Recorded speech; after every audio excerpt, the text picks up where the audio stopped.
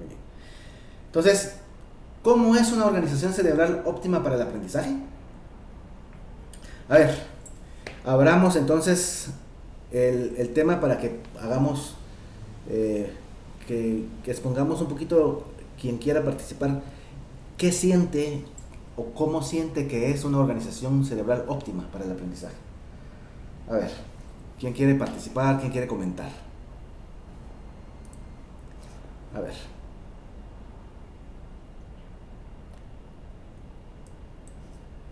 a ver. Muy buenas Sí, tardes. muy buenas Mi tardes. nombre es Georgina Castillo. ¿Qué tal, Georgina? Mucho gusto. Tengo 30 años de trabajar en rehabilitación. Soy terapeuta ocupacional también y tengo muchísimos años de trabajar con niños con parálisis cerebral, autismo, con desarrollo lento, embarazos múltiples, recién nacidos de alto riesgo. Y pues una de las razones por las que me llamó muchísimo esto es porque, como lo ha dicho usted, licenciado, en la práctica nosotros nos empapamos y nos volvemos súper héroes buscando cómo dar mejores alternativas de tratamiento. La organización implica toda una integración desde mi muy personal punto de vista y de acuerdo a todo lo que hemos vivido, que el ser humano desde que nace trae la disposición no solamente adaptativa, que es la más importante que pienso yo, en un ambiente mundial donde tener un embarazo previo o un embarazo sincronizado de acuerdo a la fecha que cada quien quiera, sin saber que realmente una hora antes de lo establecido por la naturaleza ya hay una alteración. Entonces es importantísimo para mí llenar esa parte científica que ustedes llevan ya y pues realmente estoy en toda la disposición cuando ustedes designen de poder participar y de poder compartir algo Excelente, muchas gracias. del que ya tengo. Muchas gracias. Muy amable, licenciada. Mire, yo me llamo Luis Francisco, ¿sí? Y hágame favor, eso de los licenciados y cualquier título, cualquier magíster, cualquier cosa que uno... Esas son cuestiones para trámites de oficina, Legales. para trámites Ok, legales. gracias. ¿Ya? Pero Gracias, Francisco. mi nombre es Luis Francisco y por favor siéntanse en confianza de llamarme así. ¿Verdad? Que los títulos y los no nos quitan ni nos ponen. Exacto. ¿Verdad? Es nuestra... Gracias, muy amable. ¿verdad? Pues muchas gracias. Le puedo decir Floridalma, ¿verdad? O Georgina, ¿cómo No, le digo? Georgina, si es Georgina. tan amable. Georgina, muy bien. Georgina, por favor. Georgina, muy Sí, bien, gracias, gracias. Georgina. Pues gracias, Georgina, tiene toda la razón, ¿verdad? Eh, Todo comienza en el proceso de la concepción y en el proceso perinatal, ¿verdad? Eso es valiosísimo para la organización cerebral. Tenemos a Claudia Díaz Titus. ¿Qué tal, Claudia? ¿Cómo estás? Bienvenida, te escuchamos. Y después Jaime Toc también quiere compartir con nosotros. Te escuchamos, Claudia. Si quieres poner tu cámara, ahí estás. Gracias, aquí estaba. Se me había escapado el micrófono y no lo volví a encontrar. Ah, bueno. Pues buenas tardes, primero muchas gracias y gracias a ti, Luis Francisco. Hablando de organización cerebral, un tema que me apasiona y al que me he estado dedicando mucho es la integración sensorial. Sí.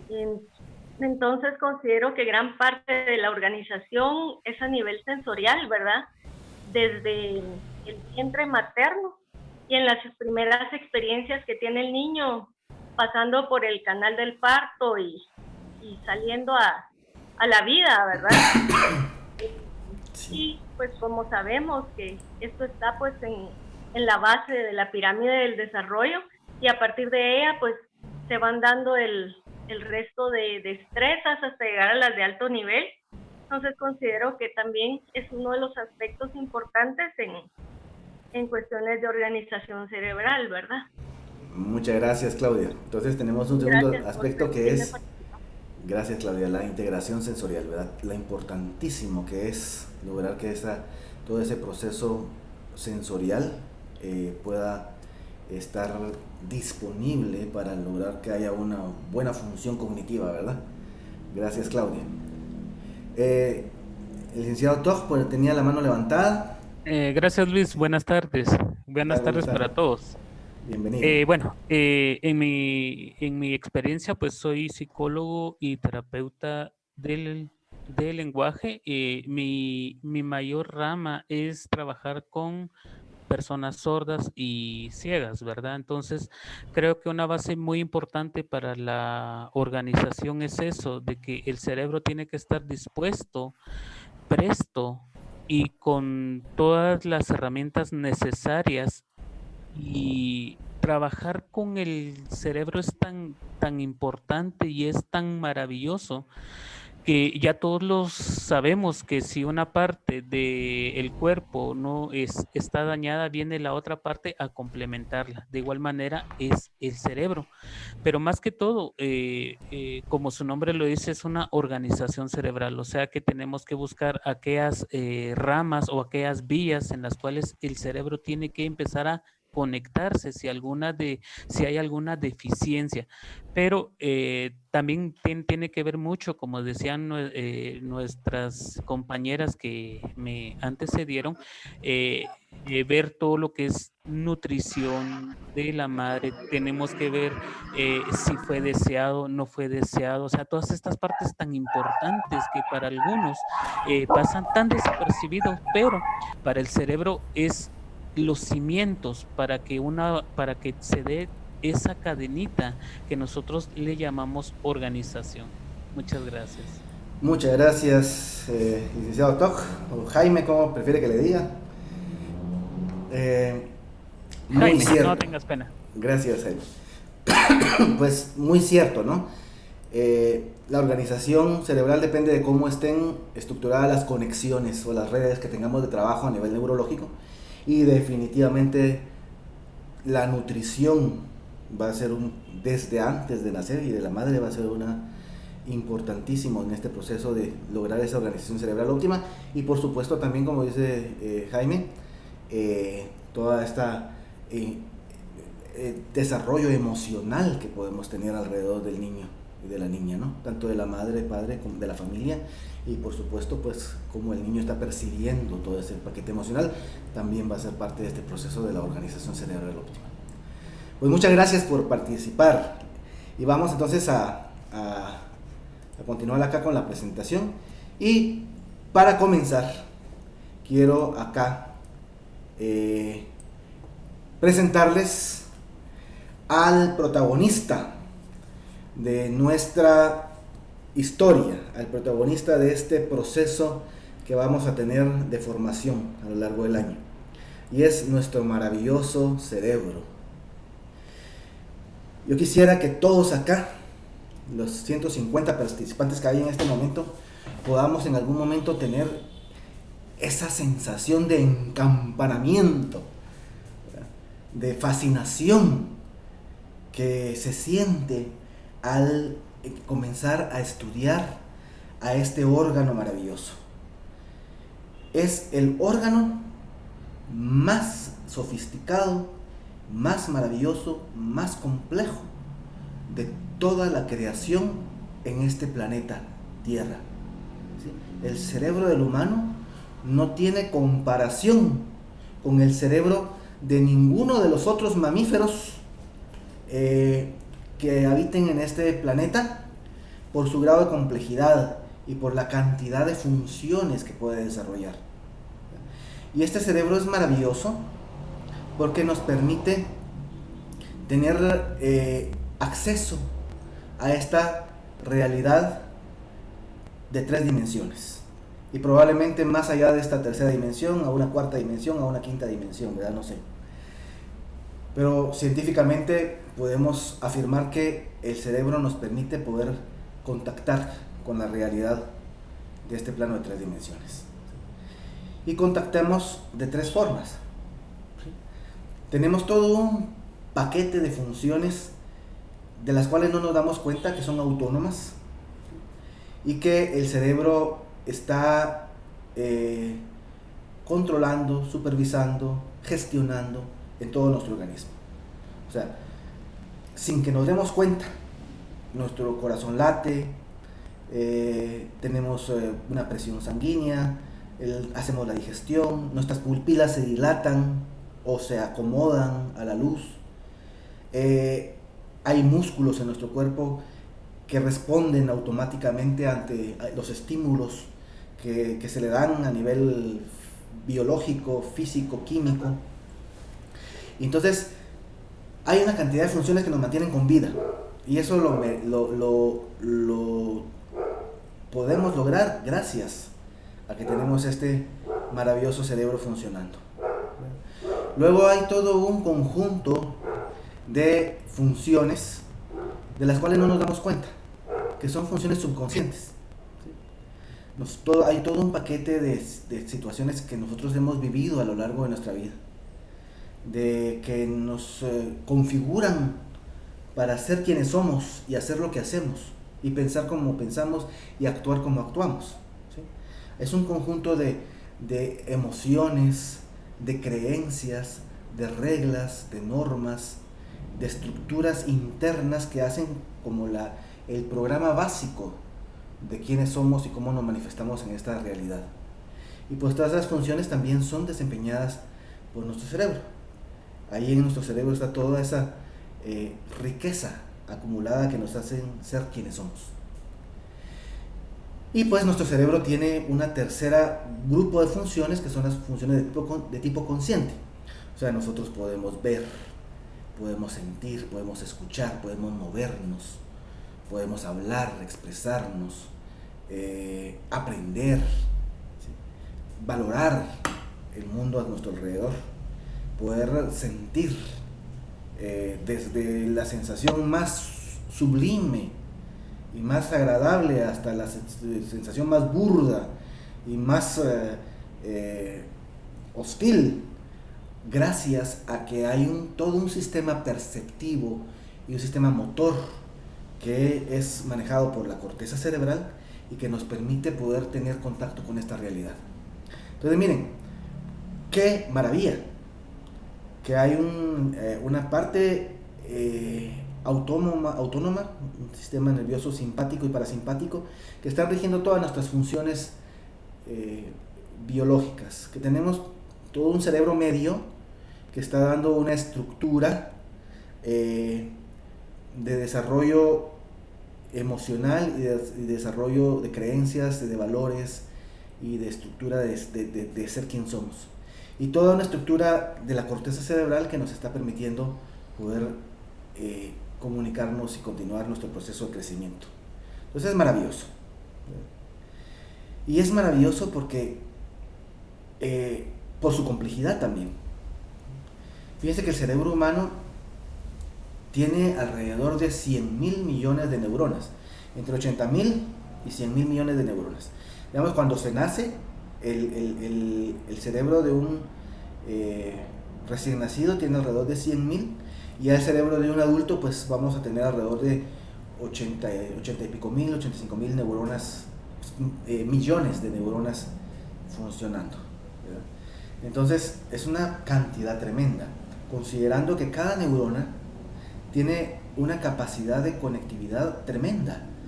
Fíjense que hay las neuronas conectivas, que es una de las neuronas más abundantes de nuestro cerebro, tienen la capacidad de poder conectarse hasta con entre 7 y 10 neuronas más.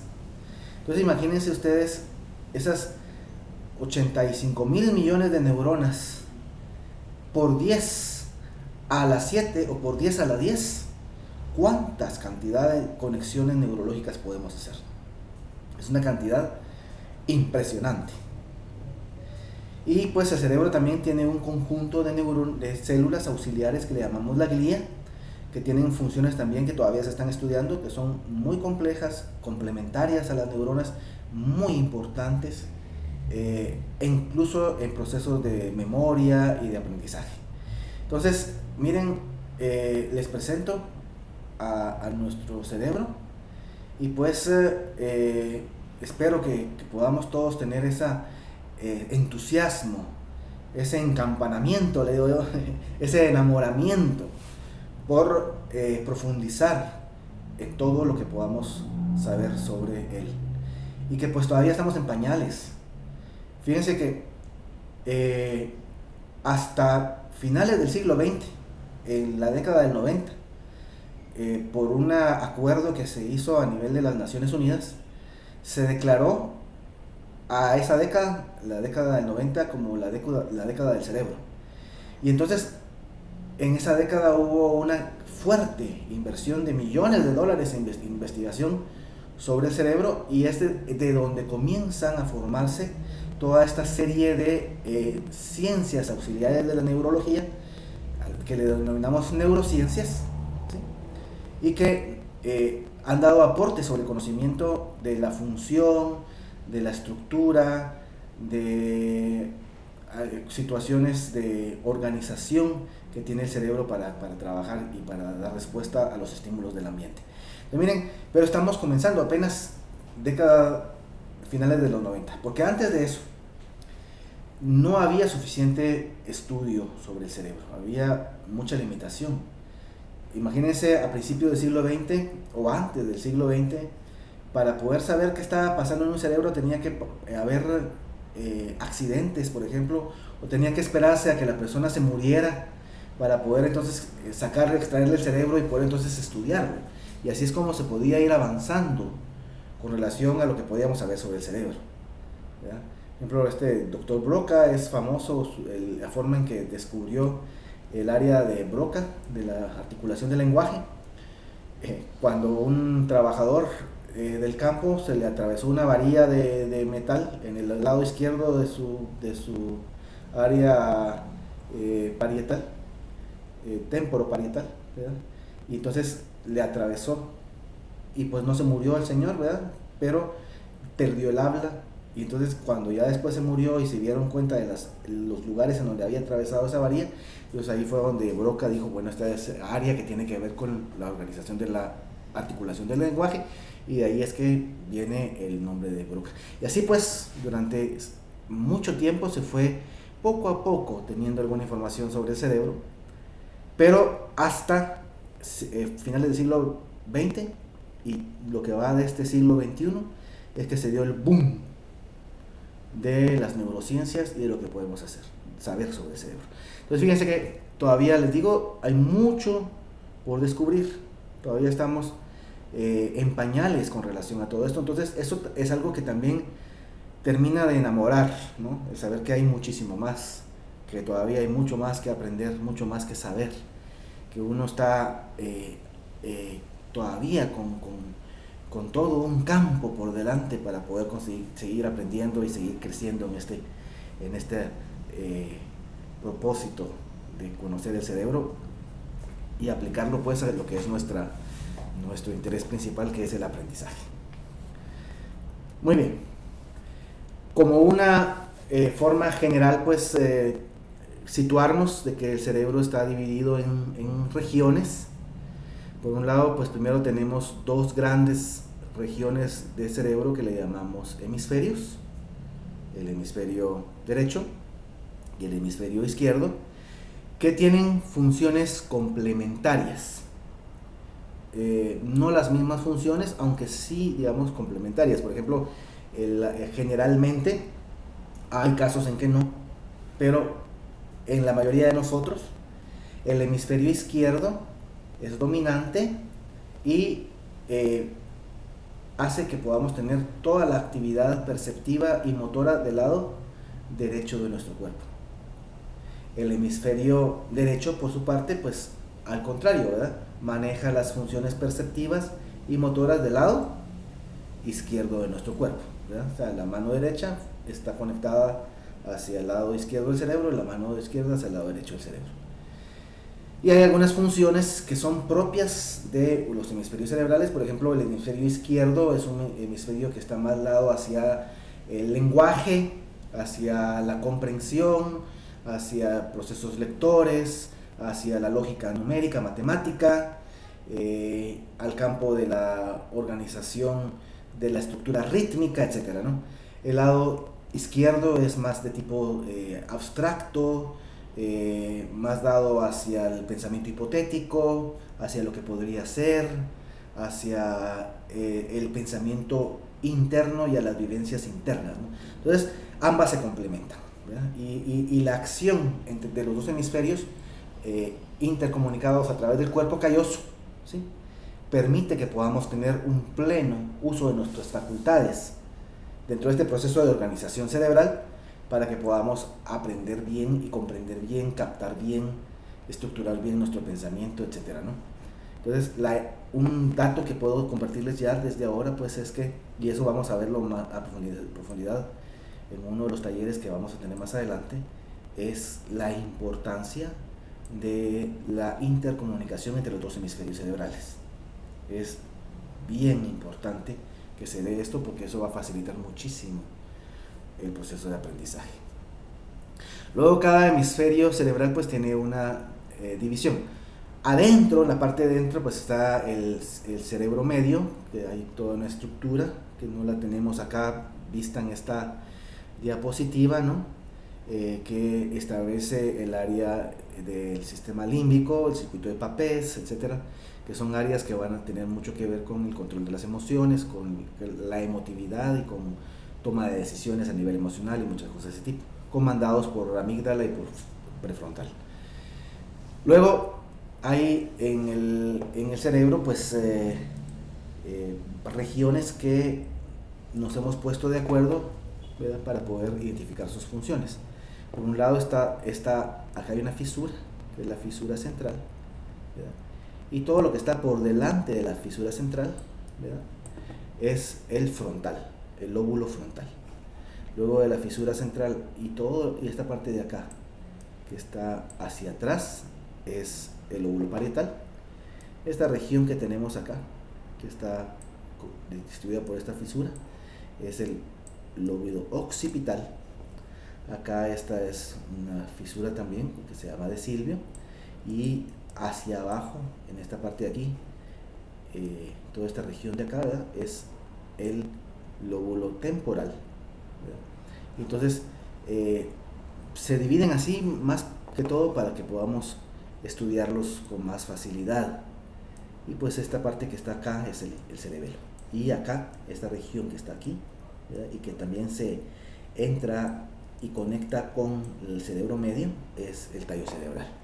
Digamos que para tener una visión general sobre el cerebro, ¿verdad?, necesitamos aprender un poco acerca de la anatomía y fisiología del cerebro para poder orientarnos y poder disfrutar más de todo lo que estemos platicando más adelante. A su vez, pues, cada área pues se va subdividiendo. El frontal, por ejemplo, se divide en área prefrontal, en el área premotora y en la corteza motora primaria, que es esta región verde oscurito que tenemos por acá, ¿sí? Cada cual tiene funciones bien importantes. La corteza motora primaria, por ejemplo, articula todos los movimientos voluntarios de nuestro cuerpo. El área premotora pues participa en una serie de funciones que son de tipo motor, tanto conscientes como inconscientes. Acá el área prefrontal es de suma importancia, porque acá están todos los controles, tanto de pensamiento como los controles emocionales.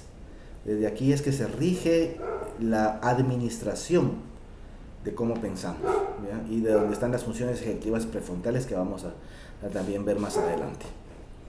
Acá toda esta área celeste, que es el lóbulo parietal, pues es un área de tipo sensorial, ¿ya?, y pues entonces acá está la corteza sensorial primaria y toda la corteza, el área sensorial, en donde pues hay diferentes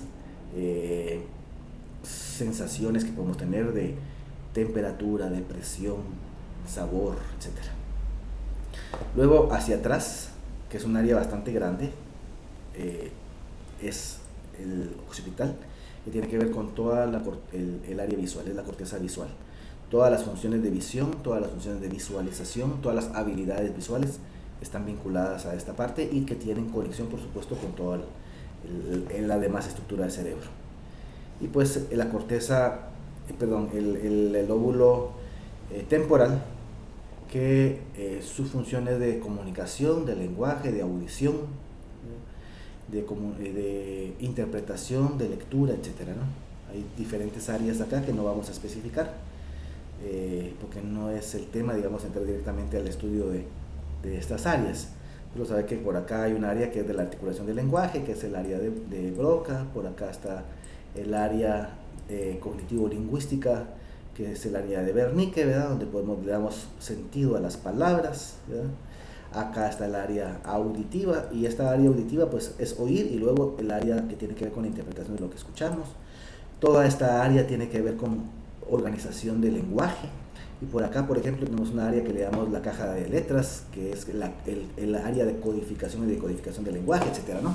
Entonces, hay una serie de estructuras que son maravillosas y que podemos ir profundizando conforme vayamos adentrándonos en esta aventura de compartir sobre las neurociencias y la educación. Recuerden que si alguien tiene alguna duda, pues con mucho gusto la vamos contestando de una vez. Muy bien, y como nos decía Georgina, todo en nuestra vida depende del desarrollo de nuestro cerebro, ¿sí?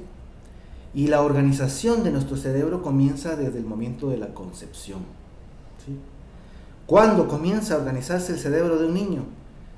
Pues fíjense que va a empezar desde los hábitos de mamá y papá, desde aspectos congénitos y genéticos y epigenéticos que se vayan dando durante todo el proceso de gestación. Ahí es donde vamos a comenzar el proceso de organización cerebral. Por eso es tan importante cuidar a la mujer y a la madre, cuidar a la niña, ¿sí? Porque un país que no tiene una política de protección a la mujer y una protección particular de protección a la niña está condenando a su población al subdesarrollo. Así de sencillo, ¿sí? Entonces, todo lo que sea el esfuerzo de nación por cuidar a la mujer como la madre de nuestra sociedad, de nuestros hijos, es fundamental. ¿Por qué? De cómo sea la experiencia de la madre, así también vamos a tener la oportunidad de empezar con buen pie el desarrollo de la vida de un ser humano. Y luego pues el cerebro comienza ya a manifestarse como tal en la tercera semana de gestación. O sea, a partir de la tercera semana tenemos ya el inicio de un incipiente cerebro y de un sistema nervioso que ya viene y que ya tiene una estructura, como lo vemos acá. Y luego pues, bueno, y eso ya nos pone en qué pensar, porque podemos decir que ya desde la tercera semana de gestación, al ya haber un incipiente cerebro y un sistema nervioso, ahí ya hay un individuo, ¿sí?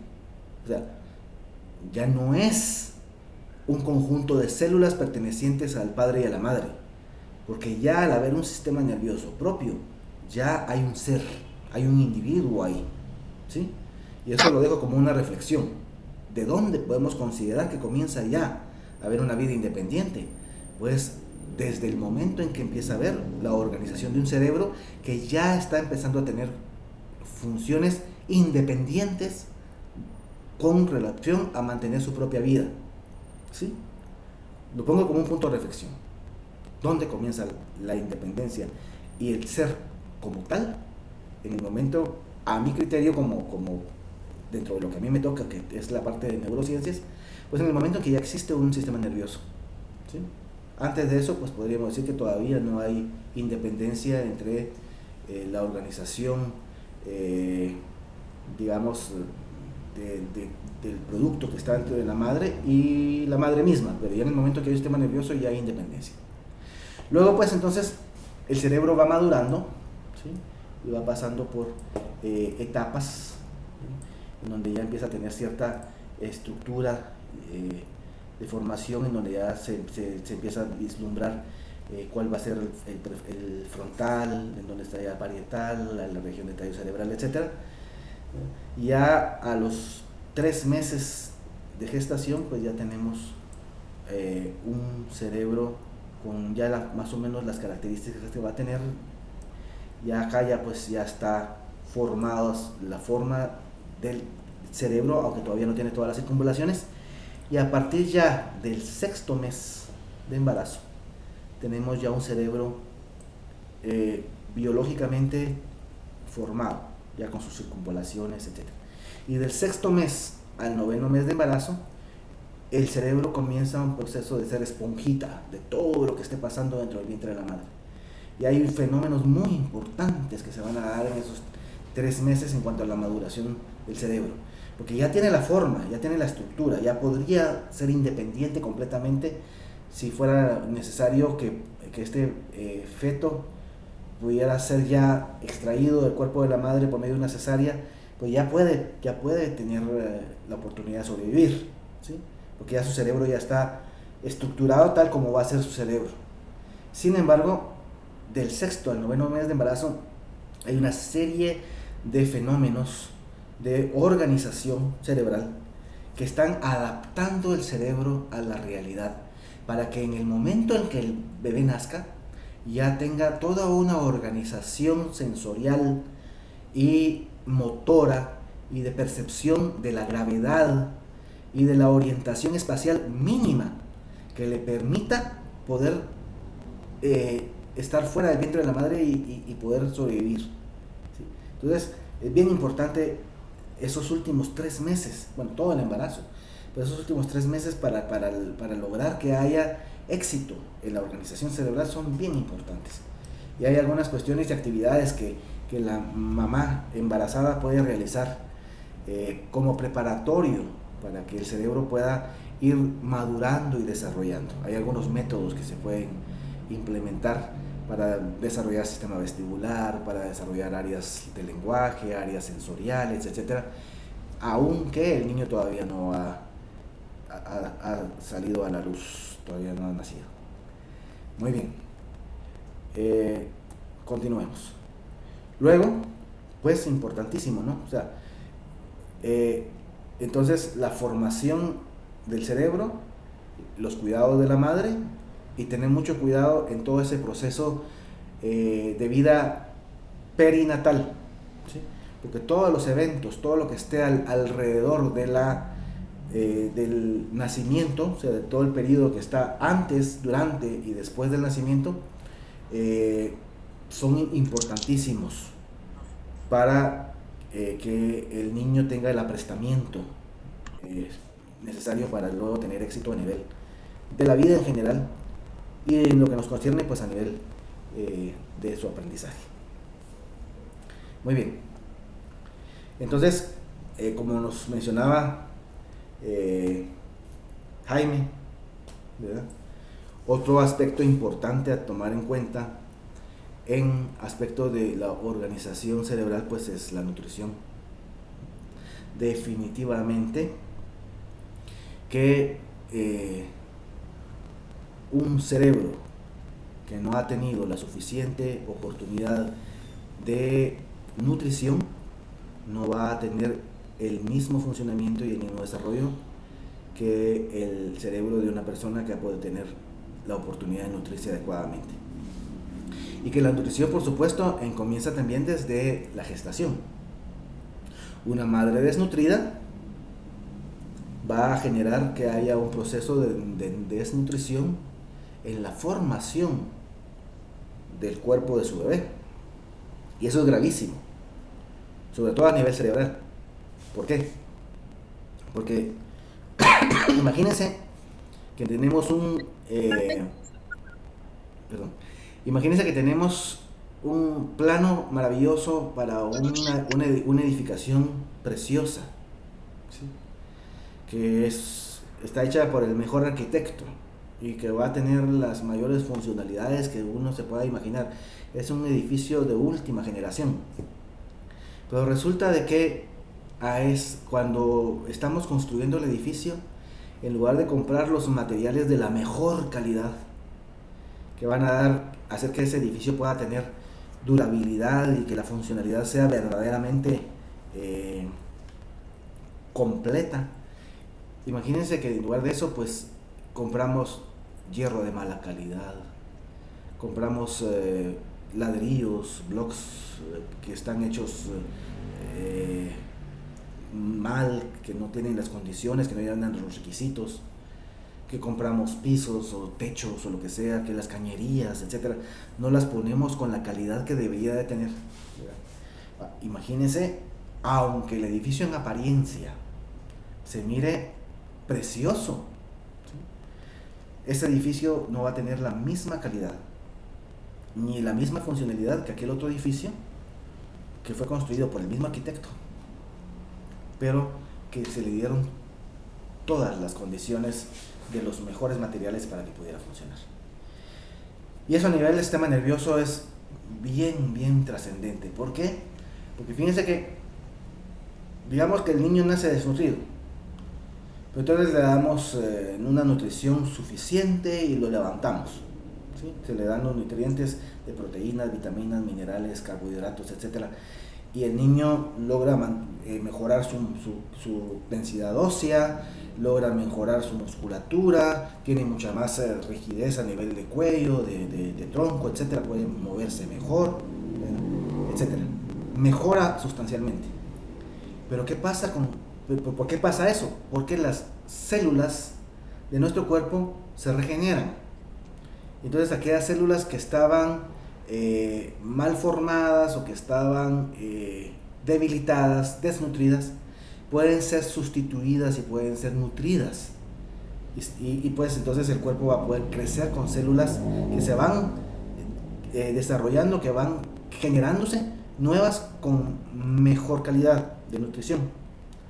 Ahora, a nivel del sistema nervioso, fíjense que el 80% de las neuronas de nuestro cerebro son las mismas que tenemos desde el momento en que se formaron hasta el día en que nos muramos.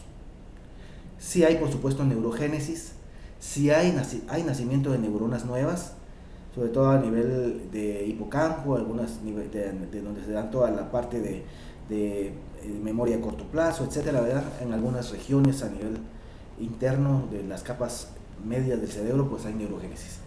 Pero la mayor cantidad de neuronas, por ejemplo, de las neuronas motoras, de las neuronas perceptivas, etcétera, son las mismas desde que se formaron hasta que nos muramos. Y si se formaron con materiales de mala calidad, que no tuvieron la nutrición suficiente para poder formarse adecuadamente, imagínense entonces que desde el momento de la gestación estamos condenando a este niño a tener experiencias distintas a las que pudiera haber tenido este otro niño que sí fue bien nutrido, ¿verdad? Va a tener mucho más riesgo social de no tener éxito en muchas áreas de la vida por la calidad con que fueron construidas sus neuronas. Por supuesto, siempre la nutrición va a ayudar muchísimo y lo va a despertar y no hay nada imposible. Y este niño va a poder tener mucha oportunidad y mucha normalidad en la vida si se le ayuda a nutrirlo en cuanto se pueda empezar ese proceso de nutrición. Pero hay ciertas situaciones que ya quedaron ahí, que ya quedaron grabadas como por la experiencia que tuvo de desnutrición intrauterina. Ahora bien, ¿qué necesitamos para nutrir nuestro cerebro? ¿Sí? El principal alimento de nuestro cerebro, ¿cuál es? Mírenlo acá. ¿Cuál es el principal alimento de nuestro cerebro? Agua. El agua es muy importante. El oxígeno. El oxígeno es fundamental, ¿verdad? Es tan importante el oxígeno Ya estuvo. para nuestro sistema nervioso y para nuestro cerebro, que imagínense que 3 minutos sin que le llegue oxígeno al cerebro y ya nos desmayamos, perdemos el conocimiento y automáticamente empieza a haber muerte celular, muerte de neuronas. 7 minutos después de que el cerebro se quedó sin oxígeno, hay muerte cerebral. Y habiendo muerte cerebral, no hay resucitador, ni aparatitos, ni nada que puedan hacer que la persona, a menos de que sea un milagro, ¿sí?, que la persona vuelva a la vida, ¿sí?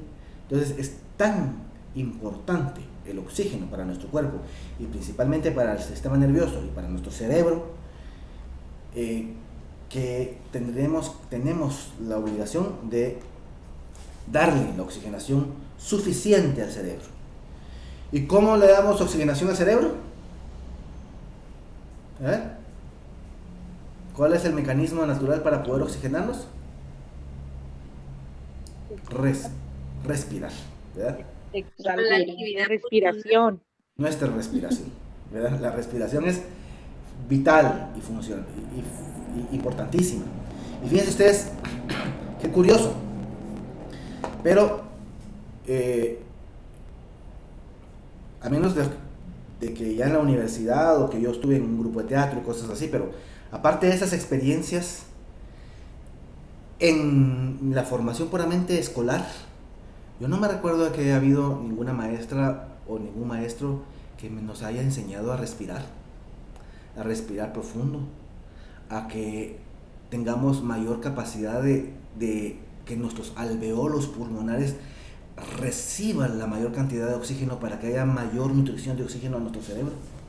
Yo no sé ustedes, yo no tuve la experiencia de que hubiera algún maestro, alguna maestra, ¿perdón? Solo en educación física. Solo en educación. En educación física a veces, ¿verdad? Sí se da. Educación física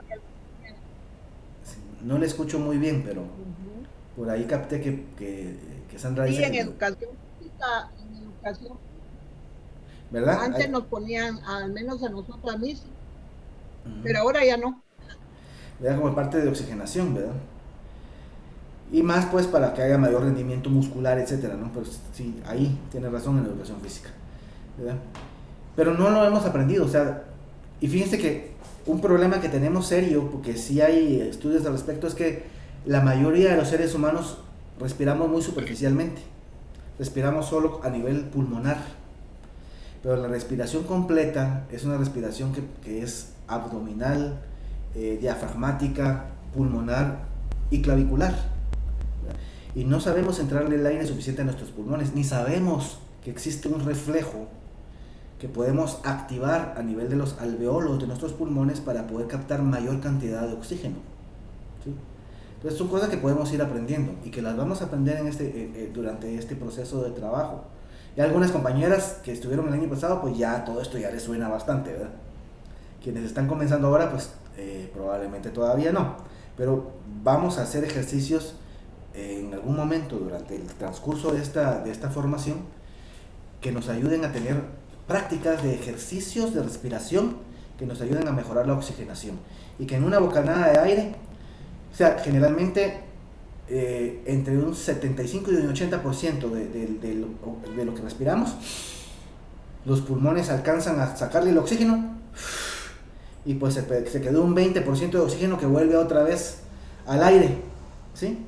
Pero hay algunos ejercicios que podemos hacer para que en esa bocanada de aire los alveolos se abran para captar el 100% del oxígeno de ese aire que estamos respirando y que lo que exhalemos ya no tenga oxígeno, que quede todo ese oxígeno dentro de nuestro cuerpo para mejorar la oxigenación y que nos despertemos mejor y que tengamos mayor actividad.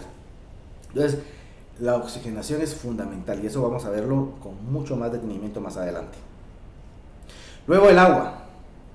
El agua es importantísima, ¿sí? El año 2019, si no estoy mal, hubo un conjunto de científicos que se ganó el premio Nobel por investigar con relación a la oxigenación y a cómo es que la célula logra generar el proceso de energía, ¿sí?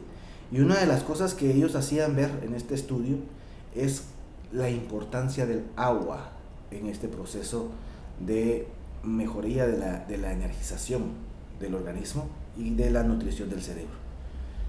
El cerebro necesita energía para funcionar y la energía se van a dar tres cosas: el oxígeno, el hidrógeno y la glucosa. Son los tres elementos que van a generar energía al cerebro y a nuestro organismo, ¿sí? Dentro de la célula hay un proceso que se llama glucólisis y ese proceso de glucólisis necesita de la participación de glucosa, de oxígeno y de hidrógeno, ¿sí? Para que luego ese proceso de glucólisis prepare la molécula que va a poder ser procesada por las mitocondrias para, combinadas con ácido desoxirribonucleico, formen ATP y que se genere la adenotrifosfato, que es la molécula de energía que al descomponerse por la acción del oxígeno se rompe y polariza la neurona y polariza las células en energía positiva pegada al núcleo de la célula y energía negativa pegada a la pared celular y genera una batería. Entonces cada neurona es una batería que se polariza y se depolariza y que genera el proceso de neurotransmisión. Y eso se da gracias al agua, al hidrógeno y oxígeno del agua. Entonces, un cerebro hidratado es fundamental. Y estos científicos nos decían que un cerebro hidratado carga 10 veces más energía que un cerebro solamente oxigenado. Entonces, desde ya les invito a que empecemos a tomar agua, y agua en abundancia, porque es parte fundamental para que nuestro cerebro funcione bien y para que realmente tengamos una buena aprestamiento para que la organización de nuestro cerebro se dé. ¿Sí? Sin la base biológica no logramos tener mucho éxito a nivel de organización cerebral. ¿Sí? Porque una persona, podemos hacerle muchos ejercicios de organización sensorial, de estimulación motora, de organización cognitiva, de habilidades sociales, de todo lo que queramos. Pero si este niño no está bien nutrido, si no está bien oxigenado, si no tiene suficiente hidratación, va a estar disperso, no va a estar preparado, no va a estar aprestado para poder lograr que haya un buen aprendizaje. Entonces, bien importante. Les recomiendo, por favor, que revisen sus micrófonos. Si alguien tiene un micrófono prendido, por favor, apaguémoslos. ¿Sí? Muy bien, muchas gracias. Muy bien, entonces un tercer núcleo de nutrientes importantísimos para nuestro cerebro van a ser los carbohidratos, porque los carbohidratos son los generadores de glucosa, o la fuente más, porque también las proteínas van a poder aportarnos glucosa dentro del proceso que hace el hígado de transformación de los alimentos. Sin embargo, pues la fuente más inmediata es la glucosa, pero ahí hay calidades. Y entonces, definitivamente, todos los carbohidratos refinados, como el azúcar, las harinas blancas, de cualquier tipo, de trigo, de maíz, de arroz, cualquier tipo de harina blanca, ¿sí? Van a ser carbohidratos de muy mala calidad, porque tienen cadenas muy cortas de carbono que el hígado procesa muy rápidamente y que van como glucosa que se libera de una forma muy brusca para producción de energía y que terminan irritando nuestro cerebro y lastimándolo, ¿sí? Y eso se puede ver muy fácil en los niños que comen dulces, como están después de eléctricos, ¿verdad? Y es porque la calidad de la glucosa que están teniendo es muy mala y nos acostumbramos a estar constantemente comiendo azúcar y comiendo pan blanco y harinas y pastelitos y tanta cosa y aguas gaseosas y tantos productos industrializados que están demasiado refinados, pues estamos afectando a nuestro cerebro. Entonces, ¿qué carbohidratos consumir? Carbohidratos de cadenas largas de carbono. ¿Como cuáles? Pues una manzana, una pera, frutas en general, ¿verdad? O harinas integrales. Mientras más integrales mejor, ¿verdad? Pues bueno, ¿qué otro rubro de alimentos importante para nuestro cerebro? Pues las proteínas. El conjunto de proteínas, las proteínas completas, como las de la carne o las de algunas semillas o verduras, pues son bien importantes también, ¿verdad? Porque tanto las células del cerebro como toda la neuroglía necesita renovarse, necesita nutrirse, necesita reparar sus membranas, reparar sus tejidos, etcétera, y eso es a través de la proteína, y que las proteínas son básicas para la formación de neurotransmisores, ¿sí? Muchos de los neurotransmisores tienen, o en general los neurotransmisores tienen base en núcleos proteínicos, ¿sí? Entonces, teniendo una buena nutrición de proteínas, pues estamos teniendo una buena calidad de neurotransmisión. Importantísimos todos los minerales, ¿sí? Y hay unos muy importantes, ¿verdad?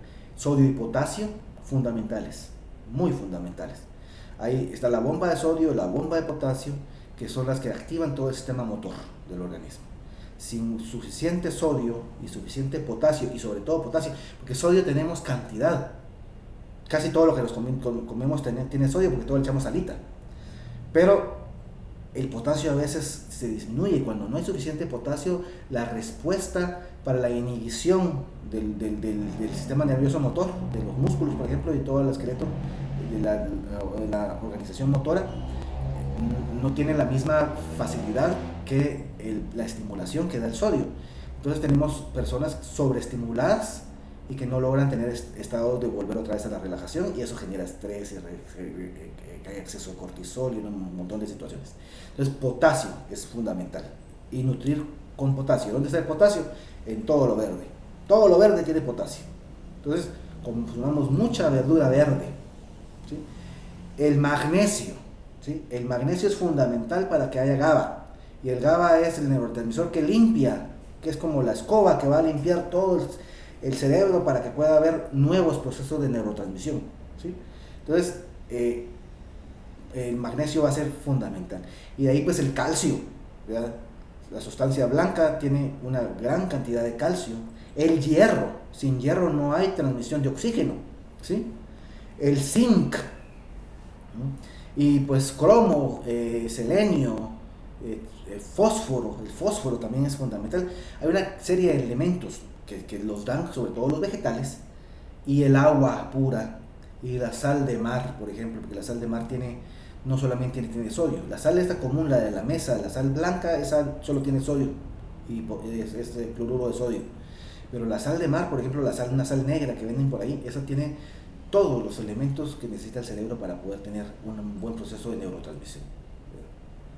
¿Y qué no debemos consumir? Pues todas las chucherías, todo lo que hay una cantidad de sustancias químicas que interfieren con la neurotransmisión y con la actividad del cerebro, que terminan afectando nuestra memoria, nuestro rendimiento, nuestra capacidad de atención, de concentración, de procesos de análisis, etc.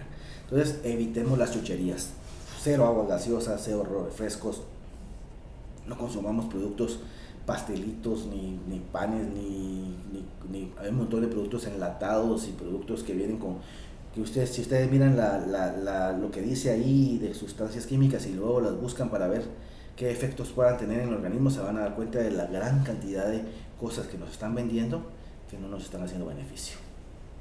Muy bien, entonces eso en cuanto a la nutrición. Entonces miren cómo vamos con el proceso de la organización cerebral. Ahora, ya entrando directamente en la organización propia del niño y de la niña para el aprendizaje. ¿Qué necesitamos tener en cuenta para que un niño y una niña puedan tener un buen aprestamiento para lograr éxito en su aprendizaje? Como nos decía Claudia, fundamental la organización sensorial. Es la base, la percepción es la base por la cual comenzamos todo el proceso de aprendizaje. Y es una cadenita, porque si la persona tiene una buena organización sensorial, ¿sí?, entonces sus ojos y sus oídos y toda su organización vestibular, que va a apoyar a que pueda organizar los músculos de su cuerpo con relación a lo que está oyendo, a lo que está percibiendo, a lo que está integrando a nivel sensorial. Entonces los músculos del cuerpo responden a esa organización sensorial, ¿sí? Y entonces, si la persona tiene bien organizados sus sentidos, de paquete va a poder empezar a tener entonces una buena organización motora gruesa. Y si tiene una buena organización motora gruesa, va a poder manejar bien su cuerpo en el espacio, ¿sí? Y al manejar bien su cuerpo en el espacio, entonces pasan fenómenos a nivel cerebral muy lindos, porque el manejo del cuerpo en el espacio pues genera una habilidad que le vamos a denominar habilidad espacial. Pero entonces cuando la persona tiene habilidad espacial, sabe que está adelante, que está atrás, que está a la izquierda, que está a la derecha, que está arriba y que está abajo. Y eso empieza a generar una serie de desarrollo cognitivo básico importantísimo para poder tener aprestamiento para el aprendizaje. Por ejemplo, si la persona maneja su espacio y sabe orientarse hacia adelante y hacia atrás, reconoce que hacia adelante es el futuro y hacia atrás es el pasado. Y en el momento que tiene ese reconocimiento, genera a nivel de la organización cerebral la línea de tiempo. Y entonces, al generar la línea de tiempo, nace una nueva habilidad, ¿sí? Un nuevo desarrollo, que es el desarrollo temporal, ¿sí? Y temporoespacial. O sea, tiene ya una organización temporal. Sabe que si está de día, si está de noche, si es antes, si es después, qué va antes, qué va después, que es fundamental para todo el proceso de aprendizaje, ¿verdad? Todo el proceso de organización para la lectoescritura se basa en una organización temporoespacial. Es el manejo del espacio y el manejo de elementos que van uno detrás de otro en una secuencia temporal, porque de primero va la consonante y después la vocal, por ejemplo, en algunas palabras, para poder formar una palabra, luego una frase, un párrafo, ¿no? Van en un orden, y es un orden espacio-temporal. Entonces, la organización sensorial entonces va a generar que haya un buen desarrollo motor grueso, y ese motor grueso va paulatinamente afinándose hasta lograr que haya un desarrollo motor fino. Como consecuencia de, o sea, primero, vamos de lo próximo distal a lo cefalocaudal, dice la ley del desarrollo humano, ¿no? Próximo distal, cefalocaudal. Entonces primero se desarrolla todo lo grueso y después vamos a ir al desarrollo de los músculos finos del cuerpo. ¿Y dónde tenemos músculos finos, músculos pequeños, finos? En las manos. Pero no solo en las manos, tenemos músculos finos en la cavidad oral, la región de cuerdas vocales y la lengua, son músculos finos que permiten que podamos articular lenguaje. Tenemos músculos finos en los ojos para el movimiento ocular de izquierda a derecha, de arriba a abajo, circular, diagonal, etc. O sea, nuestros ojos se mueven gracias a un conjunto de músculos finos que necesitamos también ejercitar en este proceso de aprendizaje para que el niño se acostumbre a tener secuencias motoras que van de izquierda a derecha y de arriba a abajo, por ejemplo, en los ojos. Dentro del oído, ¿sí?, hay pequeños músculos que están tensando el tímpano, y esos músculos también son músculos muy finos, permiten de que el tímpano pueda, como las orejas del perrito, ¿no?, que se mueven de un lado para otro, pues igual nosotros tenemos acá, dentro del oído, esa facilidad de que el tímpano se está moviendo hacia donde capta el sonido y puede saber de dónde viene el sonido gracias al movimiento que está generando esos músculos, que son músculos finos también, y que también podemos entrenar por medio de algunos ejercicios que más adelante podemos también ir aprendiendo, ¿sí? Entonces todo ese desarrollo motor grueso, motor fino y sensorial le van a dar al niño o la niña la capacidad de poder recibir el lenguaje, comprenderlo y poder expresarlo. Entonces ya hay un desarrollo del lenguaje, y cuando ya hay un desarrollo básico del lenguaje y al mismo tiempo comienza entonces el proceso de darse cuenta del mundo y de nombrar, de ponerle nombre a cada uno de los objetos del mundo, y ahí comienza el desarrollo cognitivo, ¿sí?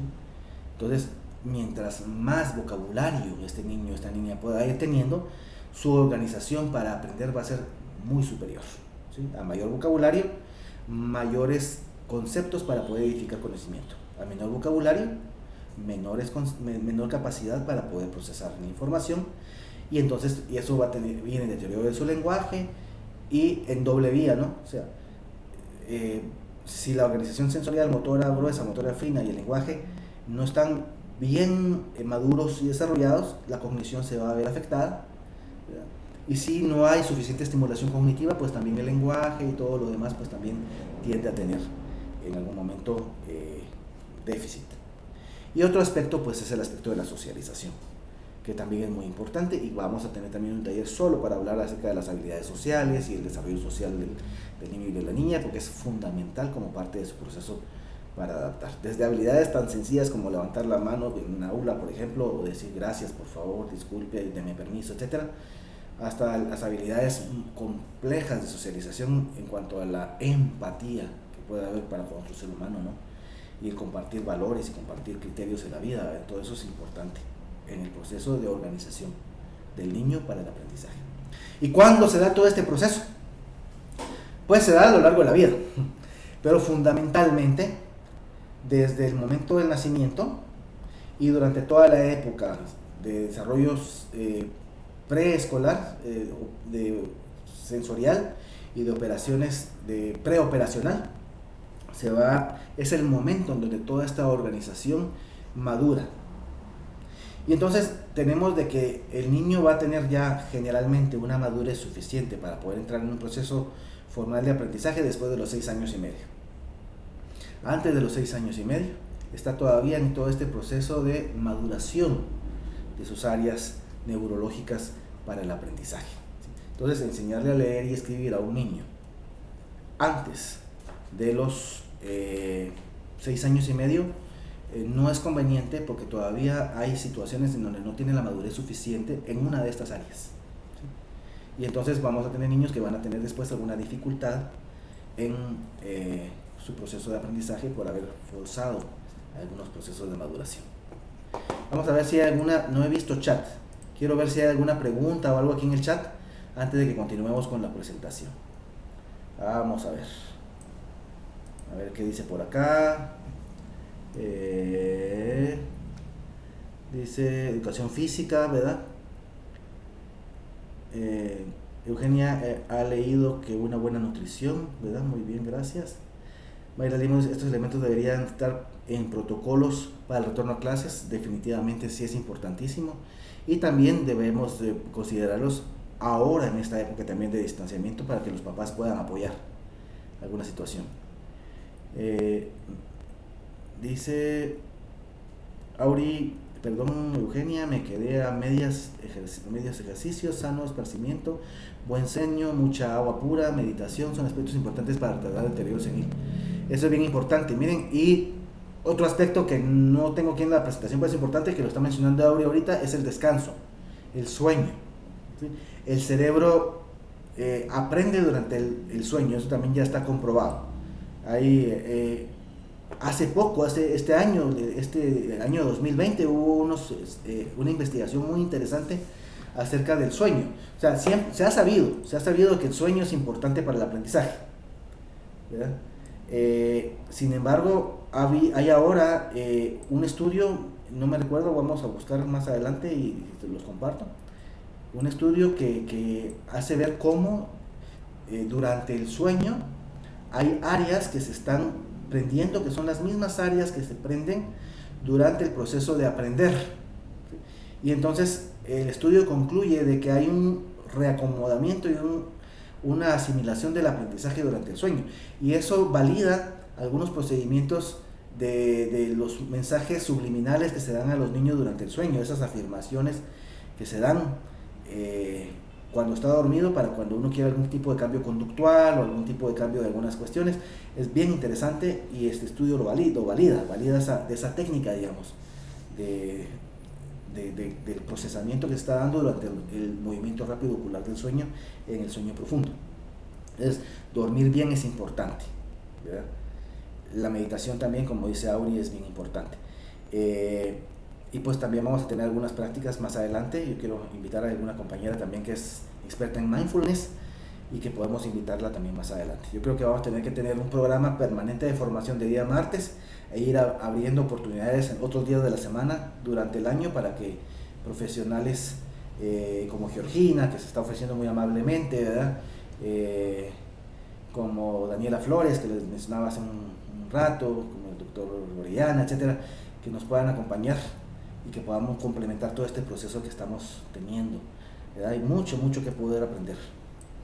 Claudia dice, con mi hija de 9 años hemos tenido ciertos problemas de aprendizaje debido a la calidad de sueño que desde bebé presentó, sin embargo tiene otras competencias más desarrolladas. Pues muy bien, muchas gracias Claudia por compartirlo. Dice Sandra Contreras, la niñez ahora vive con un celular en la mano desde casi el primer año de vida. ¿Afecta el desarrollo de las neuronas? Definitivamente, ¿verdad? Fíjense que vamos a tener ya lo tengo programado para más adelante, digamos ahí ya por mayo, junio, cuando ya entremos en algunas, cuando ya tengamos como toda la base esta importante sobre, por ejemplo, las tecnologías de la comunicación y su efecto sobre el cerebro. Miren ustedes que tienen unos efectos tremendos, eso que pueden llegar a tener, sobre todo en la estimulación y en los cambios que pueden haber a nivel metabólico por el exceso de dopamina que se está generando en videojuegos y en la comunicación que se está dando y que se genera adicción. Y luego pues el retraso que hay en la absorción de la dopamina porque la serotonina no se logra despegar con fuerza y que va generando desmotivación, cansancio y una serie de situaciones bien interesantes por eso de los videojuegos, de los teléfonos celulares y todo eso. Por eso es que también se recomienda que los bebés de menos de 2 años no tengan acceso a las tecnologías estas de tablet y de teléfonos celulares. Y después de eso pues hay que dárselos paulatinamente. Lamentablemente ahorita con esto de la pandemia pues tuvimos que hacerle uso del recurso de la computadora para poder comunicarnos en muchos casos con los niños y las niñas, pero también necesitamos aprender cómo hacer uso de esta tecnología para que no genere daño a nivel neurológico de los niños, ¿sí? Porque estábamos con esa tendencia de no más de 2 horas diarias, no más de 1 hora diaria de aparatos para los niños, y ahora resulta que los tenemos sentados 4 o 5 horas frente a la computadora o a la tablet, ¿no? Pero entonces tenemos que tener estrategias y los colegios y las escuelas tienen que empezar a tener como las estrategias de cómo manejar la educación a distancia, cómo manejar ese homeschooling en el cual estamos ahorita inmersos y que definitivamente la tecnología es un recurso pero no debe ser el recurso, ¿sí? Y tratar de que los espacios de tiempo conectados sea mínimo y dejarles más tarea para que puedan estar sin conexión haciendo. Y que el momento de reconectarse sea para entregar, para discutir, para hacer debate, etc. ¿Sí? Eso es algo de lo que tenemos también que ir platicando más adelante. Muy bien. Pues bueno, continuemos. Ahora fíjense, con esta organización de la maduración de estas áreas de desarrollo, el cerebro comienza a formar redes de trabajo neurológico. Y eso es también tal vez lo más importante que vamos a ver hoy, la importancia de la formación de redes neurológicas para el aprendizaje, ¿sí? Que no es suficiente nada más con tener una buena organización sensorial o un buen desarrollo motor grueso o fino o lenguaje, cognición o socialización, si no están integradas todas esas habilidades en redes de trabajo, ¿sí? Y entonces, para que el cerebro tenga una organización óptima para el aprendizaje, necesitamos entonces hacer uso y estimulación de las redes de trabajo neurológico. Y pues entonces dice que todas las áreas de nuestro cerebro están interconectadas, ¿verdad? Y forman redes o engranajes, ¿sí? Y cuando una red se mueve, un conjunto de habilidades neurológicas se mueve, todos los demás engranajes se mueven. Porque una cuestión interesante es que el cerebro trabaja todo mientras estamos aprendiendo, ¿sí? Eso de que utilizábamos solamente un 10% de nuestra capacidad cerebral, eso ya quedó totalmente descartado. No es cierto. Todos los seres utilizamos el 100% de nuestro cerebro cada vez que estamos aprendiendo, con funciones específicas cada área de nuestro cerebro, ¿sí? Y no todas al mismo tiempo, por supuesto, pero sí estamos utilizando todo el cerebro mientras aprendemos, ¿verdad? ¿Y qué áreas son estas que necesitamos trabajar y organizar? ¿Sí?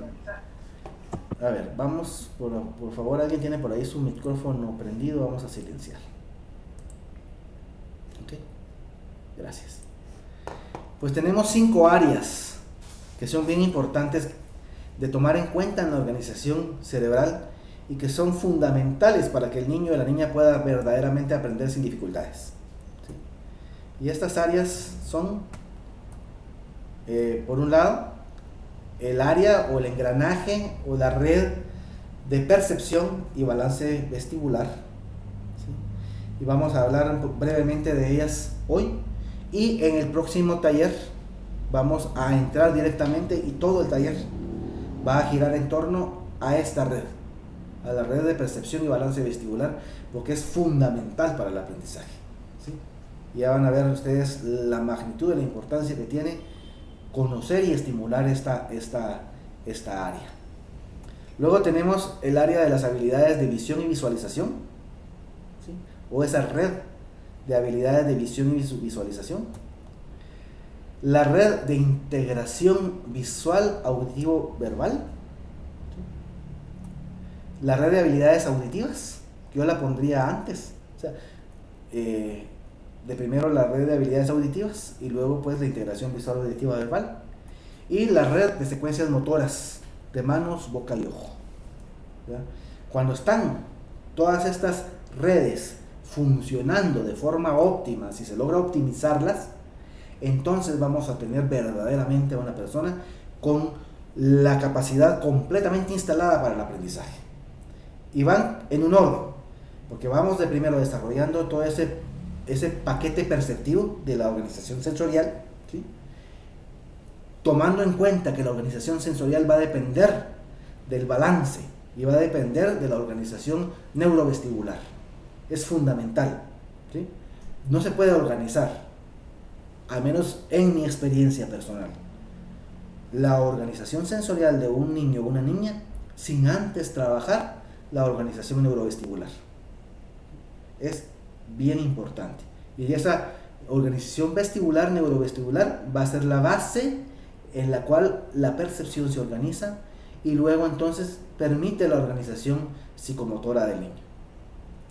Luego, ese balance vestibular va a generar que la percepción se logre clarificar. Hay ciertos aspectos que se van a dar de organización que van a permitir que se desarrollen las habilidades de visión y visualización, ¿sí? No solamente es ver. Ver implica una cantidad de fenómenos, de poner atención a los detalles, a la figura a fondo, a la organización del movimiento, a la percepción, a la discriminación, a la codificación, a la decodificación de lo que se está viendo, etc. O sea, hay una serie de habilidades de visión y de visualización, ¿sí?, que en conjunto permiten poder tener una amplia cantidad de recursos para que lo que se percibe del entorno sea visto y procesado y que haya una cantidad de recursos disponibles en nuestro cerebro y en nuestro proceso de pensamiento para poder procesar, ¿sí? Si tenemos suficientemente desarrolladas nuestras habilidades de percepción visual. Luego las habilidades de percepción auditiva, por supuesto, también de la misma forma, ¿sí? No solamente es oír, es escuchar, pero escuchar con detalles, es discriminar, es poder establecer una figura y fondo auditivo, es poder tener desarrollada esa capacidad de estereofonía auditiva, ¿verdad? Es el poder tener memoria, desarrollar la memoria auditiva, etcétera, ¿no? Hay una serie de habilidades auditivas que van a ser importantes para lograr que también tengamos una gran riqueza perceptiva que nos permita procesar información y tener calidad en nuestro aprendizaje. Luego, fundamental, la integración visual auditiva verbal, ¿sí? Si no hay una adecuada integración visual auditiva, la persona no aprende a leer y escribir, ¿sí? Integración visual auditiva implica que yo puedo ver lo que escucho y escuchar lo que oigo, lo que miro, ¿sí? Eso es la integración visual auditiva. Si ahorita, por ejemplo, les digo pío, pío, pío, pío, pío, pío, pío, ¿qué vieron? ¿Qué vieron cuando dije pío, pío, pío, pío? Un pollo. Un pollo. Pueden incluso hasta dibujar el pollo, ¿no? Podría dibujar un pollo cuando yo le digo pío, pío. ¿Sí? Sí. Muy bien. Y si yo al revés, ¿verdad?, les enseño el dibujo de una vaca, ¿verdad? ¿Cómo hace la vaca? ¿Verdad? Pueden ustedes repetir el sonido de la vaca al ver la vaca. Eso es la integración visual auditiva. Y esa integración visual auditiva es fundamental para que se pueda desarrollar el proceso de verbalización y de comprensión y recepción del lenguaje. Si hay una buena integración sensorial, visual, auditiva, entonces es que podemos tener niños que pueden organizar su lenguaje tanto comprensivo como expresivo y que pueden tener la facilidad de leer y escribir. Antes de eso van a tener muchas dificultades para pronunciar, para comprender, para seguir instrucciones, para aprender a leer, para aprender a escribir, para el proceso de desarrollo de los números, etcétera, ¿no? Entonces esa integración es bien importante. Y pues también el desarrollo de las redes de secuenciación motora, ¿sí? Porque podemos tener bien desarrollada la motricidad fina y la motricidad gruesa, pero necesitamos desarrollar, sistematizar, automatizar ciertas secuencias que nos permitan que el aprendizaje se pueda dar con mayor facilidad. Por ejemplo, y lo importante de que hayan secuencias motoras finas, sistematizadas y automatizadas, es que se logra independizar la atención que se le está poniendo a los procesos motores para poder lograr hacer una acción del pensamiento superior, ¿sí? Entonces una persona que no tiene todavía secuenciadas su motricidad fina y gruesa, que no establecen automatización de movimientos, pues gasta mucha energía y mucha atención en tener que dirigir su mano para poder lograr hacer la letra, para poder seguir mirar los ojos, las letras, el renglón, etcétera, y eso le distrae mucho de la atención. Entonces pierde mucha capacidad de poder abstraer y de poder tener un pensamiento de análisis, de comparación, de clasificación, de deducciones, de inferencias y todo ese mundo superior de pensamiento, porque está enfocado en sus procesos motores. Cuando la persona logra independizar sus procesos motores, entonces se libera la atención y se puede utilizar para otras cuestiones. Es el caso de aprender a manejar, ¿sí? Cuando nosotros no sabíamos manejar, ¿verdad?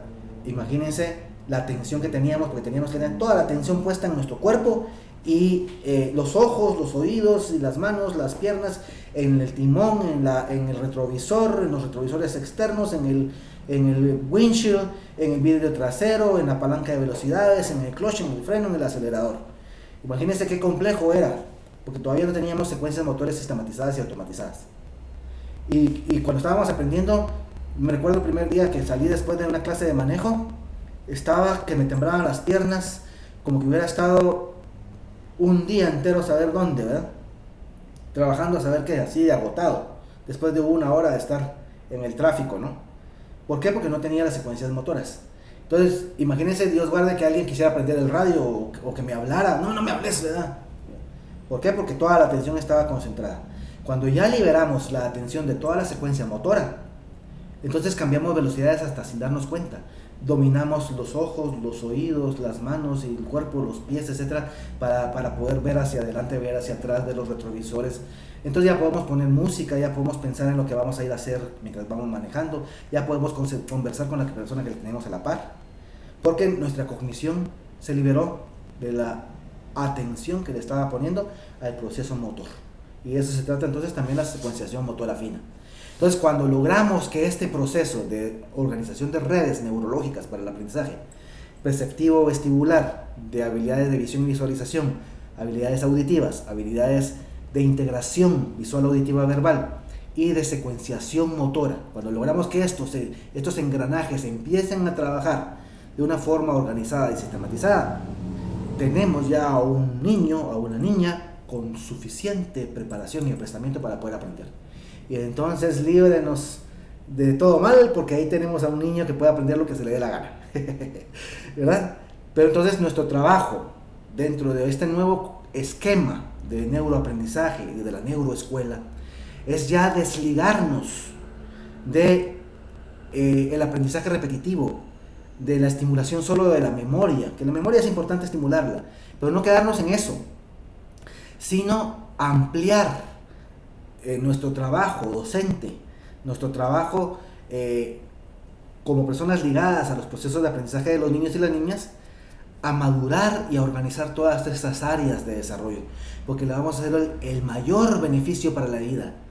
Porque si tenemos estas habilidades logradas y todo este proceso de organización cerebral establecido, entonces podemos comenzar ya el proceso de apoyar el crecimiento de su pensamiento lógico, de su pensamiento matemático, de su pensamiento crítico, ¿sí? De que pueda ser autónomo, de que pueda ser independiente, de que pueda ser una persona libre, que pueda tomar decisiones correctas y adecuadas para la vida, que tenga una visión de la vida que le permita poder ser una persona exitosa, una persona brillante, ¿sí? Y va a ser porque logramos establecer todos los procedimientos para que su cerebro pueda tener la organización necesaria para poder brillar, ¿sí? Entonces es una tarea maravillosa, muy linda. Qué pena que no en todos los casos se pueda dar. Hay una cantidad de factores genéticos, sociales, económicos, culturales, etcétera, hasta de voluntad política, que intervienen en que todo este proceso de la organización cerebral se pueda dar. Pero fíjense que hay una cosa bien interesante y algo muy importante, que cuando entramos a hacer acciones mediadoras, cuando empezamos procesos de organización y de cambio de los niños y las niñas en su proceso de aprendizaje, de maduración de estas áreas y la organización de estas redes, hay milagros y logramos rescatar, a pesar de incluso situaciones genéticas pueden modificarse y pueden mejorar cuando hay todo un proceso de trabajo de la organización cerebral de los niños y las niñas. Entonces, nuestra tarea es importantísima, ¿sí? Entrar en la neuroeducación, entrar en esta neuroescuela, entrar en este proceso de tomar conciencia de la importancia de la organización cerebral y buscar que sea lo más óptima posible. Esa es una tarea encomiable, ¿sí? Porque vamos a hacer el mayor beneficio para la vida de este niño y de esta niña, ¿sí? Le vamos a dar la independencia de pensar, de ser, de crear, de hacer crecer la sociedad, de mejorar nuestro planeta, ¿sí? Porque va a tener la preparación para hacerlo. Entonces miren, tenemos una tarea maravillosa por delante y tenemos mucho que aprender, ¿sí? Yo tengo mucho que aprender y ustedes me van a enseñar muchas cosas, ¿sí? Y lo que yo pueda humildemente compartir con ustedes, pues enhorabuena, ¿sí? El conocimiento no tiene precio, el conocimiento es universal y el conocimiento debe ser para todos. Los egoísmos que se vayan a la fregada, ¿sí? Aquí no estamos en ese plano, estamos en el plano de compartir ampliamente, porque de esa forma es que vamos a construirnos como seres humanos, que vamos a generar un cambio en la sociedad y que vamos a poder vivir mejor todos, ¿sí? Entonces, démonos esa oportunidad de compartir, ¿sí? Lamentablemente yo he visto muchas veces en nuestros gremios de psicólogos, de psicopedagogos, incluso de maestros, como mucho recelo profesional y que lo que yo tengo yo es mío, yo he invertido un montón en esto y yo no lo voy a compartir, ¿verdad? Porque no, ¿verdad? Porque tengo que sacar ventaja. Y esa mentalidad en realidad lo único que hace, con todo respeto, es generar que no haya crecimiento a nivel social. Porque miren, somos como una bandada de gansos. Uno va abriendo brecha y todos los demás van avanzando detrás, ¿sí? Y el que va abriendo brecha siempre va adelante. Y todos los demás van. Y cuando el que está adelante se cansa, pues viene otro y lo sustituye y sigue, ¿sí? Y así es como debemos funcionar dentro de nuestros procesos de aprendizaje, ¿verdad? Que las recompensas siempre llegan cuando hay la buena voluntad de compartir y de abrirse a la oportunidad de que haya mucha gente que pueda beneficiarse de lo que podamos hacer, ¿verdad? Pues bueno, acá hay un poquito más acerca de las habilidades estas, que es más o menos lo que ya les mencioné, ¿verdad?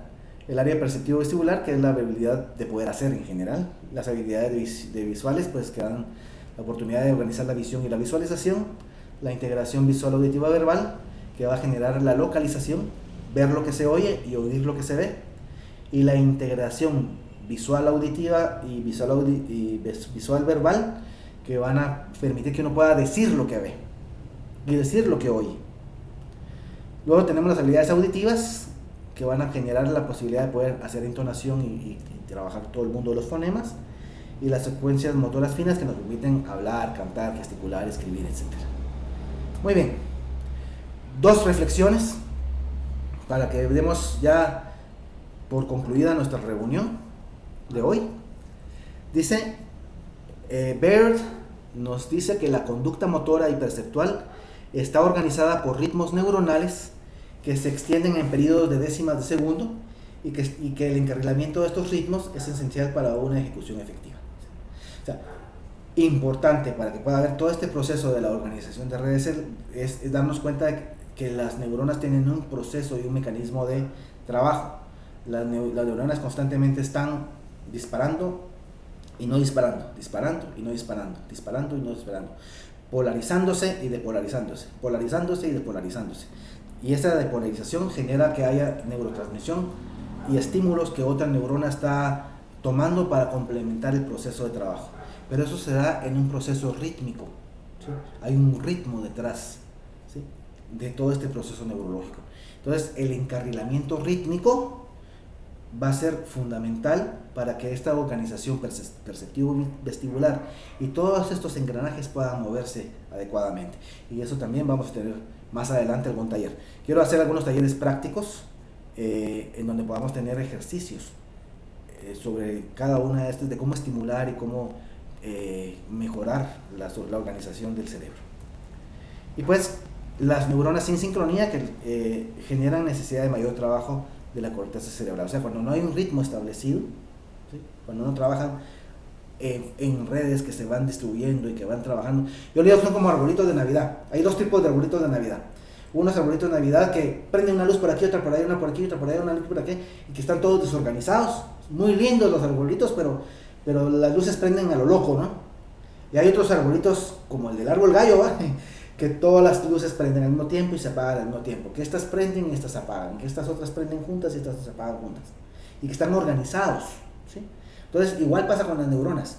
Cuando con toda esta estimulación logramos que las neuronas puedan organizarse para tener un ritmo de trabajo y una secuencia de trabajo en donde una red jala a la otra, entonces tenemos muchísima más facilidad para poder aprender. O sea, esa sincronía va a generar que haya menos trabajo de la corteza cerebral y que las tareas se logren de una forma más eficiente, más fácil y con mejor éxito. Pues muy bien. Por otro lado, otra reflexión que es que todas estas redes que estamos hablando dan la posibilidad de que se puedan estimular las funciones ejecutivas prefrontales. Hay un conjunto de funciones ejecutivas que son el control del pensamiento, ¿sí?, y que en conjunto permiten que podamos tener éxito en el momento de procesar la información, de almacenarla, de memorizarla, etcétera, y de poder actuar con relación a la información que tenemos. Entonces, hay varias funciones ejecutivas. Mi intención es ir viendo las principales detalladamente, como por ejemplo en la memoria de trabajo. Vamos a tener un taller solo para cómo está estructurada la memoria de trabajo. Vamos a ver otro sobre la atención, cómo mejorar y cómo estimular la atención, sobre toma de decisiones, sobre control emocional, sobre flexibilidad. O sea, ir dando, que tengamos talleres sobre cada una de estas funciones ejecutivas, no en conjunto. Vamos a dar un taller que es para introducir a todas estas funciones ejecutivas prefrontales, pero luego ir trabajándolas, ¿sí?, las más importantes, para que podamos ver cómo podemos ir modificando y mejorar todas estas funciones ejecutivas en torno al mejoramiento de la organización de pensamiento de los niños.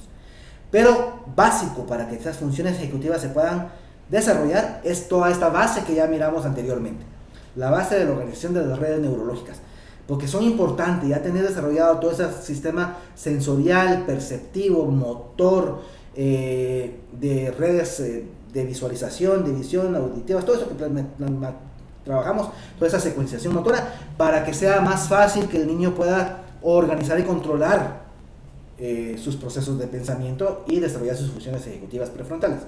Las funciones ejecutivas prefrontales se van desarrollando a lo largo del periodo operacional, ¿sí?, de los 6 años y medio, 7 años, a los 14 años, ¿sí? Ese es el periodo donde vamos a desarrollar todas estas funciones ejecutivas. Pero para que estas se den, durante el periodo sensorio-motor y el periodo preoperacional, tuvo que haberse trabajado toda esta organización de redes, idealmente. Y si no se ha hecho, no hay problema. En cualquier momento podemos empezar a ver qué hacer para lograr que se organice y mejore la calidad de pensamiento y de aprendizaje de cualquier ser humano. Que hasta niños con síndrome de Down, jóvenes con síndrome de Down, actualmente pueden llegar a ser universitarios y graduarse de una universidad, porque tenemos, gracias a Dios, ya la tecnología de aprendizaje, una tecnología terapéutica que puede facilitar que todo este proceso se pueda lograr a pesar de incluso dificultades de tipo genético. No digo yo, otro tipo de situaciones pueden ser salvados si hay buena voluntad, si hay preparación de las personas que estamos trabajando con los niños, ¿verdad? Y si hay el entorno adecuado para que estos procesos se den, ¿verdad? Pero que se logra, ¿verdad? Y quien no sueña, y quien no es optimista, y quien no está enfermo de optimismo, pues tiene que empezar a ver qué hace para que se contagie este optimismo y que logremos cambiar todos juntos este proceso de organización de las personas para su aprendizaje, porque vamos a cambiar el mundo, vamos a cambiar nuestra sociedad y vamos a tener una mejor país con nuestro trabajo organizando el cerebro de los niños. Pues para mí es un placer, un privilegio el haber podido compartir con ustedes este tiempo. Muchas gracias por su asistencia, por permanecer atentas y atentos 2 horas en esta introducción al tema de la organización cerebral, y pues quedo con toda la disposición. Pues bueno, entonces lo dejamos por ahí por hoy. Un fuerte abrazo para todos, muchos éxitos en su actividad profesional, ¿verdad? Que todos estén muy bien. Gracias a todas y todos. Que Gracias, estén muy bien. licenciado. Feliz noche. Se me cuida mucho. Feliz noche. Buen Abrazo. provecho. Gracias, feliz noche, bendiciones. Igualmente, gracias. Buen provecho, que estén bien. Francisco, muchas Gracias, gracias por gracias. todo, excelente.